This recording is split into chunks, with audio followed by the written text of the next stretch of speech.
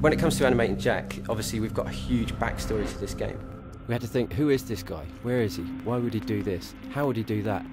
Not only that, but we had to ensure that the movement style would sit well with the stylised graphics and audio of the game. These combined elements meant that we decided to stylise his movements and make them just beyond realism.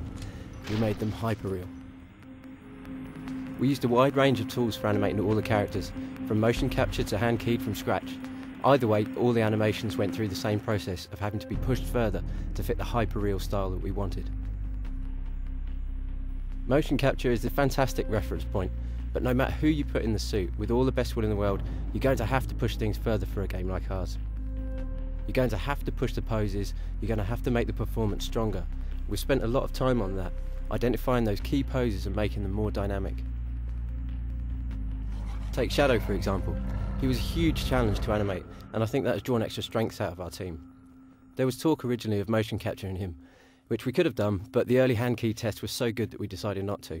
We studied a lot of reference for Shadow, particularly police dogs. What we noticed instantly with these dogs was that they totally threw themselves into what they've been told to do, completely selflessly and with no thought of their own safety. They latch on and they don't let go. That's definitely something we've captured with Shadow, and I think people are going to be excited to play as him.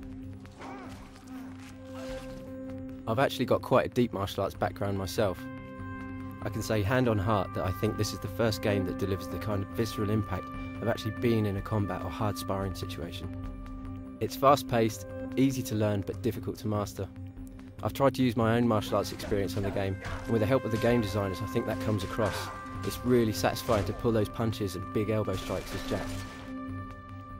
It was really good fun working with the actors when it came to the mocap for the cutscenes. The performance actors we used were incredibly talented, and thankfully very open to direction and feedback. We established a great working relationship.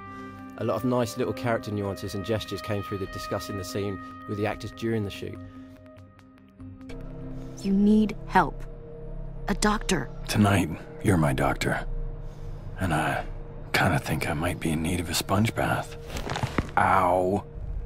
Bedside manner's a little rough. So is your timing. Oh, easy. It was the same with the stunt and martial arts motion capture sessions. Given the extent of the martial arts training and physical size of these guys, it could have been quite intimidating. I have to say though, they were completely down to earth and just a great bunch of guys. Again, it meant that the shoot was free-flowing. Lots of ideas were being thrown in by the martial artists themselves. The more I directed them on the violence of the game, the more they got into it. The more over the top and exciting the takedowns became. They put everything they had into it.